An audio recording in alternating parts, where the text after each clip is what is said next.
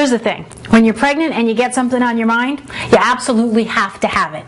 So the trick becomes figuring out how to satisfy all your cravings without completely sabotaging your diet. This technique here saved me from many a bag of prenatal potato chips. I'm Danny Spies, and I'm showing you how to make kale chips. I've got my oven preheating at 350 degrees, and I have one bunch of curly kale that I washed and dried really well.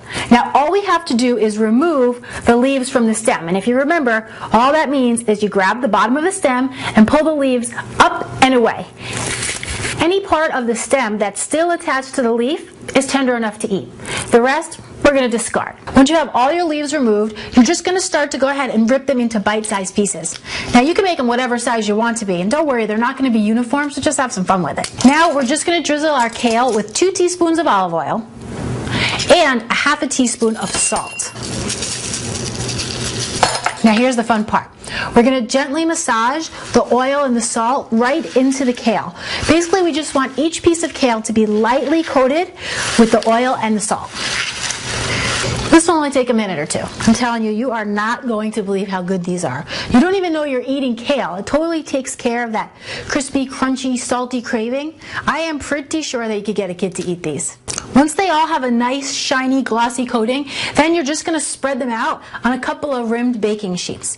Now, you want to be sure that they don't overlap or that they're not piled on top of each other, because then they're going to end up steaming and you're not going to get the nice, crispy chip that you're looking for.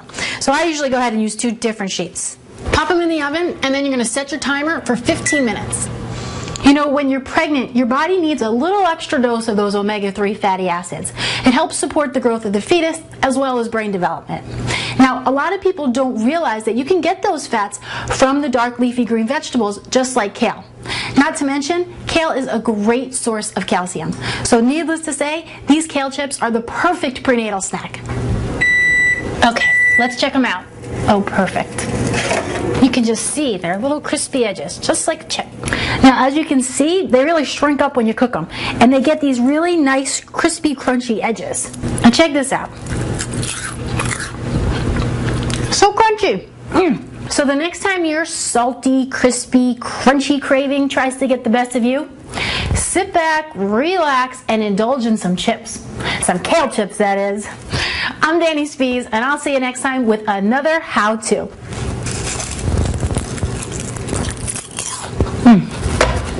I could seriously eat the whole bowl.